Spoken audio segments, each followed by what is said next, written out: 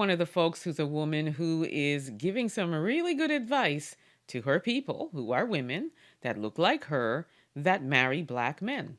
Take a look. Hey there, my message today is for women married to black men.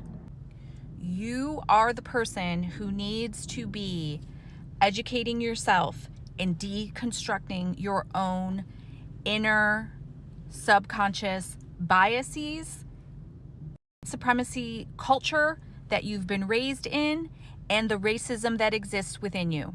But how could I have those things? I'm married to a black man. Obviously, I'm not racist at all. That is a huge misconception, and that is the problem.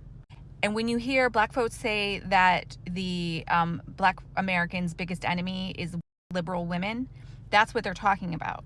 We think, oh, we're perfect. We are everyone's dream prize because we're not racist and we're all for community and all of those things because we're liberal. The thing is, thinking that way prevents us from growing and learning.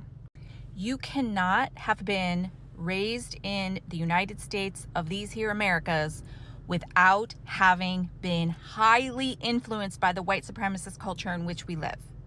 So it is within you, and it is impacting decisions you make, the way that you respond, how you treat other people.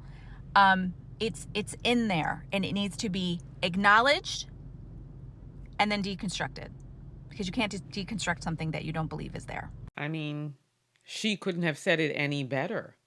And I'm also going to add to what she says. You know, she says, educate yourself. Yes, absolutely. But also listen. Listen to black people when we're telling y'all something that's a microaggression, something that's anti-black racism. When we're explaining to you why, put on your listening ears and listen to what we are saying. Then do your own research and educate yourself.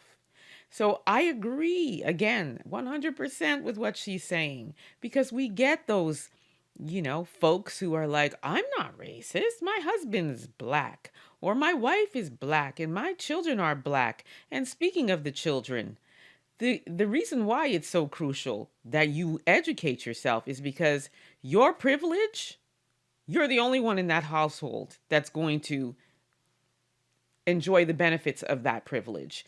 Your children aren't, because they are going to be looked at, perceived at, identified as black people, not biracial. You're not going to look at them and be like, oh, their mama must be white. No, they got melanin in them. They'll be considered to be black. So their life is going to be different from yours, okay? They will never see that privilege. So it is crucial that if you decide that you want to enter into relationships with black men, you have to have a level of education that you have a real understanding, which at the end of the day, and I always say this, you're not going to completely ever really understand what it's like to live in the skin of a black person, but it's important that you educate yourself on the history and everything that we have gone through as a people, because your kids are going to be out here experiencing it. Trust me. And you're going to have to be equipped and educated to know how to handle it.